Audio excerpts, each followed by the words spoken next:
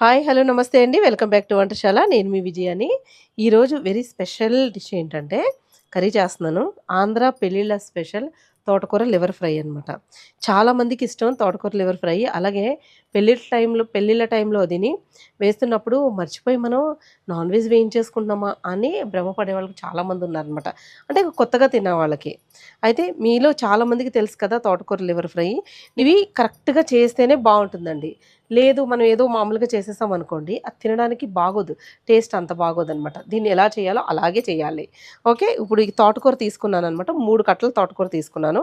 ఈ కాడలతో పాటు తీస్తాను. ఎక్కడ ముదిరిని అది ఉండకూడదనమాట. ఎందుకంటే పీస్ లాగా అది ఉండకూడదు అసలు. అందుకని కాడలు అవి తీసేసి ఇప్పుడు మొత్తం తీసేసుకున్నాం కదా, తోటకూర చేసాం. శుభ్రంగా కడిగేసి ఇది ఉడికించు. తోటకూర చూడండి ఇలాగా కాడలు ఎక్కువ లేనమాట. ఇవి చిన్న తప్ప ఒకవేళ ఉన్నా కానీ లేతగా ఉంటే పర్వాలేదు. మరి లావు కాడలు అది ఉంచకూడదు. వీటికి ఉంటాయి కదండి, చిన్నగా ఉన్నా పర్వాలేదు, లేతగా ఉండాలి. ఓకే. ఇందులో ఒక కప్పు వాటర్ వేస్తున్నాను. ఇదిగోండి మూత పెట్టేసుకుని ఒక 2 పొంగులు వచ్చే వరకు ఉడికించుకున్నాను. ఇదిగోండి మూత తీస్తున్నాను. ఒకసారి చూడండి ఉడుకుతుంది. ఇదిగో ఇలా ఉడికిపోయింది. సిమ్లో పెట్టాను. ఇప్పుడు మంట తగ్గించాను. ఇదిగో ఇలా ఉడికితే చాలు, మరి ఎక్కువ ఉడకక్కర్లేదు. ఇంకా స్టవ్ ఆఫ్ చేసేస్తున్నాను.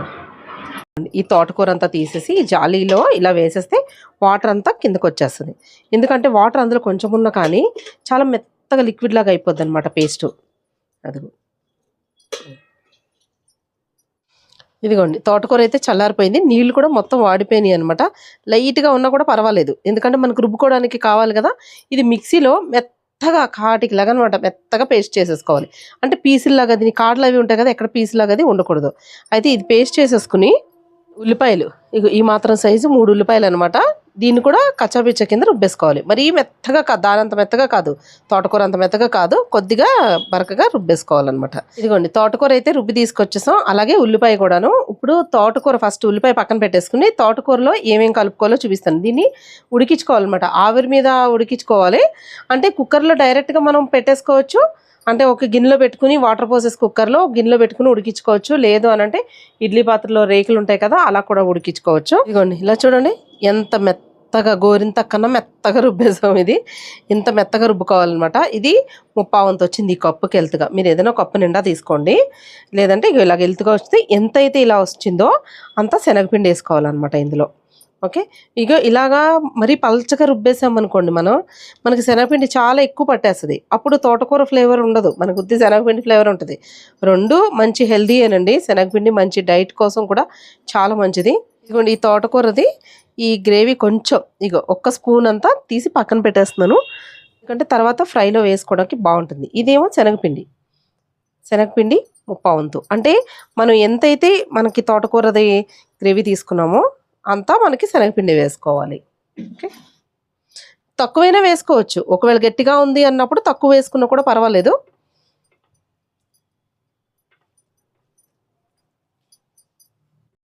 ఇదిగోండి తోటకూర చక్కగా ఇలా కలిపేసుకున్నాక మీరు గిన్నెలో కలుపుకోండి. కావాలంటే నేను రుచికి తగ్గట్టుగా సాల్ట్ వేసుకోండి. ఒక 3/4 వంతు వేసాను అనమాట సాల్ట్. ఈ స్పూన్ తోటి ఒక 1/2 టీ స్పూన్ కారం వేస్తున్నాను. కొంచెం పసుపు, అల్లం వెల్లిపాయ పేస్ట్ వేసుకోండి. ఇందులో ఒక 1/4 టీ స్పూన్తో సోడా వేసుకోవాలి. మనం వంట సోడా అండి. సోడా వేసుకోకపోతే ఏంటంటే చాలా గట్టిగా అయిపోయి ముద్దలాగా ఉంటుంది అనమాట. తింటుంటే అసలు ఆ ఫ్లఫీనెస్ అది ఉండదు అసలు. సోడా వేసుకోకపోతే అసలు ఆ టేస్ట్ కూడా రాదండి. వేసుకుంటేనే అది మనకి స్పాంజ్ లాగా వస్తుంది అనమాట కొంచెం. ఇదిగోండి గరం మసాలా కూడా వేసుకోవాలి. 1 స్పూను కొంచెం యాడ్ చేస్తున్నాను, ఎందుకంటే ఆ మసాలా ఫ్లేవర్ వేస్తేనే బాగుంటుంది. వేసుకుని కలుపుకోవాలి. నేను ముందు వేయడం మర్చిపోయాను, పక్కన పెట్టుకుని ఇలా కలిపేసుకుని ఇప్పుడు ఒక ప్లేట్కి ఆయిల్ రాస్తాను. ఇదిగోండి ఈ ప్లేట్కి ఆయిల్ రాసాను, ఆయిల్ వేసాను. ఇదిగో రాస్తున్నా. ఇదిగోండి ఆయిల్ రాసేసుకున్నాక ఈ ప్లేట్లో ఇలా వేసుకోండి. చూడండి ఇది కూడా పెద్దది అయిపోయింది లాస్ట్కి. ఇదిగోండి ఇలాగా మొత్తం ప్లేట్లో కరెక్ట్గా సమానంగా చేసేసుకుని మరీ పలచగా చేయకూడదు. ఈ తట్టే ఇడ్లీ స్టాండ్ అనమాట. ఆల్రెడీ ఇడ్లీ కుక్కర్లో వాటర్ వేసాం. ఏం చేశానంటే కింద స్టాండ్ కాకుండా మధ్యలో పెట్టాను అనమాట. ఎలాగో ఒకటే కదా పెడుతున్నాను అని చెప్పేసి ఇట్లా పెట్టేసి మూత పెట్టేద్దాం. ఇదిగోండి మూత పెట్టేసి ఇది మీడియం ఫ్లేమ్లో ఒక 15 నిమిషాలు పడుతుందండి. ఒకసారి మధ్యలో చూసుకోవచ్చు. ఉడికిపోయిందంటే ఓకే పర్లేదు, ఉడకలేదంటే ఇంకొక 5 నిమిషాలు ఎక్స్ట్రా పెట్టుకుందాం. ఇదిగోండి స్టవ్ ఆఫ్ చేసేసాను. కరెక్ట్గా 10 మినిట్స్ కూడా పట్టలేదండి, 8 మినిట్స్ లోపడే ఉడికిపోయింది అనమాట. అంటే మనం తోటకూర గట్టిగా కొంచెం వాటర్ తీసేసి రుబ్బాం కదా, అందుకు బాగా లూజ్గా ఉందనుకోండి శనగపిండి ఎక్కువ పడుతుంది, తొందరగా ఉడకదనమాట. ఇప్పుడు స్టవ్ అయితే ఆఫ్ చేసేసాను కదా, కొంచెం చల్లారిన తర్వాత ఒక 5 నిమిషాల తర్వాత ఓపెన్ చేసుకుంటే సరిపోతుంది. ఆవిరికి ఇంకా కరెక్ట్గా సెట్ అయిపోద్ది అనమాట. ఇక చూడండి ఎంత చక్కగా ఎక్కడ అంటుకోవట్లేదు, బాగా ఉడికింది కదా. ఇక్కడ ఒకవేళ కావాలంటే మీరు ఆ ఉడికేటప్పుడు ఇలాగా చాకు పెట్టుకుని కూడా చూడొచ్చు, ఎక్కడ అంటుకోకూడదు అనమాట, లోపల వరకు ఉడకాలి. ఓకే, ఇప్పుడు మనకు నచ్చినట్టు ముక్కలు కోసుకోవచ్చు. ఇది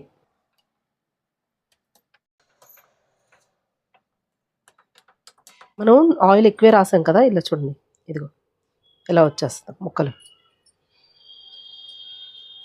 చూసారా, మనకి సోడా వేసుకోలేదనుకోండి ఇదంతా పిండి పిండి కింద ఉండి గట్టిగా ఉంటుంది అనమాట, తినడానికి కూడా బాగోదు అసలు.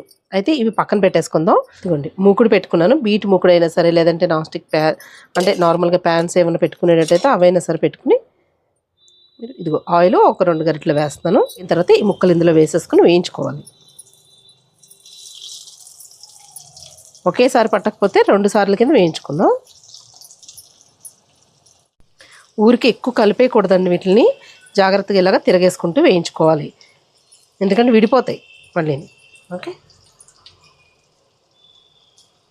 ఇలాగా చక్కగా వేగాలి. ఇలా చూడండి గట్టిపడాలి, పైన క్రిస్పీగా వస్తున్నట్టుగా, మరీ ఇలాగా ఎండిపోయినట్టు క్రిస్పీగా కాదు, పకోడీలాగా కొద్దిగా లైట్గా క్రిస్పీనెస్ అవుతున్నట్టుగా ఉండాలి అంతే. అంటే వేగింది తెలిసిపోతుంది కదా మనకి, తీసేసుకోవాలి. తీసేసుకుని మిగతా ముక్కలు కూడా వేయించేసి మీకు చూపిస్తాను.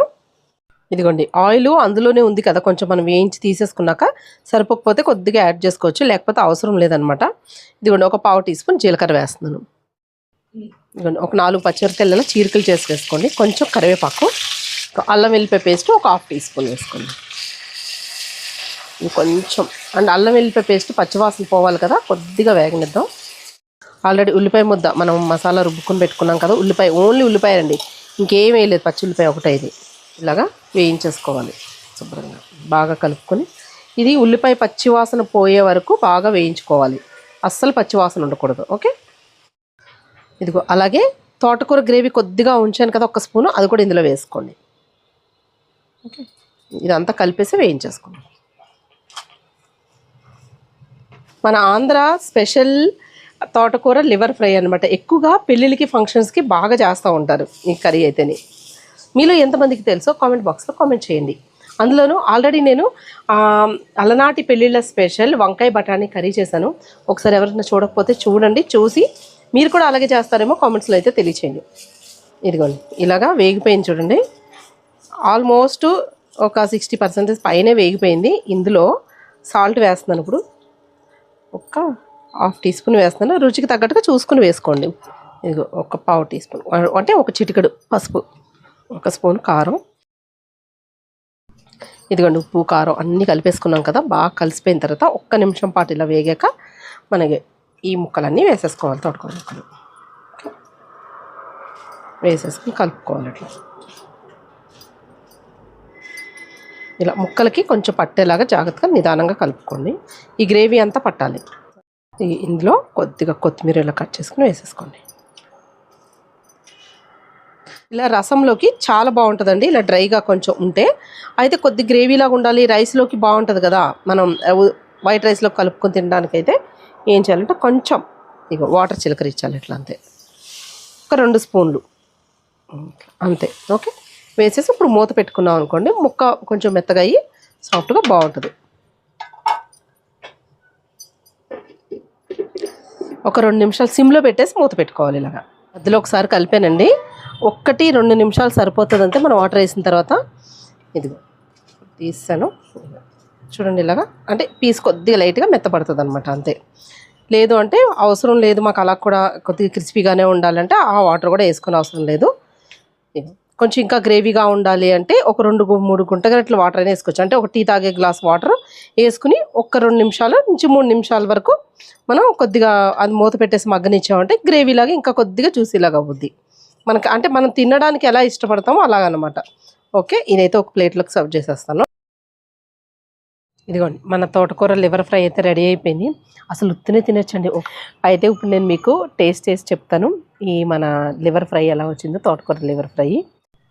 ఇదిగోండి కొంచెం గ్రేవీ తగిలించేటట్టు వేస్తున్నాను.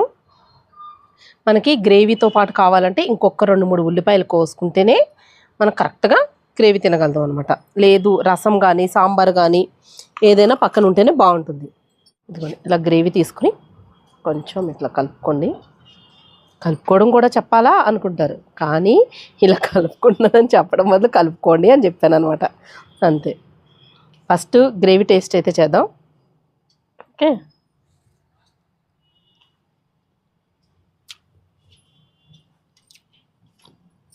టేస్ట్ భలే ఉందండి, చాలా బాగుంది, అసలు సూపర్గా ఉందన్నమాట. పీస్ చూడండి ఎలా ఉందో, ఎంత మెత్తగా ఉందో. లోపల కూడా చక్కగా ఉడికిపోతుంది, వేగుతుంది, చాలా బాగుంటుంది. ఇది అసలు లోపల మీకు చప్పగా ఉండదు. ఆల్రెడీ మనం మసాలాలు అది వేసాం కదా ముందే, అది పైనంతా మసాలాలు పడతాయి. చాలా బాగుందండి. సోడా మాత్రం మరీ తక్కువ వేసుకోకండి. కంపల్సరీ ఇప్పుడు నేను చూపించిన దానికి పావు టీ స్పూన్ దాకా పడుతుంది, వేసేసుకోండి. మీకు ఏం అవ్వదు, కానీ గట్టిగా రుబ్బుకోండి. ఓకే, ఇది పీస్ ఎంత బాగుందో గ్రేవీ కూడా అంతే బాగుంది, భలే టేస్ట్ వచ్చింది. అయితే ఇందులో నార్మల్ కర్రీలాగా ఇవి మనకు తోటకూర ఉడకబెట్టేసిన తర్వాత ముక్కల కోసం వేయించేసిన తర్వాత నార్మల్ కర్రీ అంటే ఉల్లిపాయలు అది వేయించేసి టమాటాలు వేసి చేసుకుంటారు కదా, అది వేరేలా ఉంటుంది. ఇది మాత్రం అసలు ఎక్సలెంట్ ఉంటుంది, చాలా బాగుంటుంది అనమాట. చాలా బాగుంటుందండి కర్రీ అయితే. ఒకసారి ఇలా ట్రై చేయండి, సూపర్గా ఉంటుంది. మరి మీకు నచ్చిందా? నచ్చినట్లయితే మా ఛానల్ సబ్స్క్రైబ్ చేసుకోండి. సబ్స్క్రైబ్ చేసుకుని బెల్ ఐకాన్ క్లిక్ చేయండి. ఆల్ అనే ఆప్షన్ ఉంటుంది, అది కూడా క్లిక్ చేశారంటే మా వీడియోస్ అన్ని నోటిఫికేషన్ వస్తాయి. మరి ఇంకెందుకు ఆలస్యం, మళ్ళీ వచ్చే వీడియోలో ఒక మంచి రెసిపీతో పాటు మళ్ళీ కలుసుకుందాం. అంతవరకు సెలవు, బాయ్ బాయ్.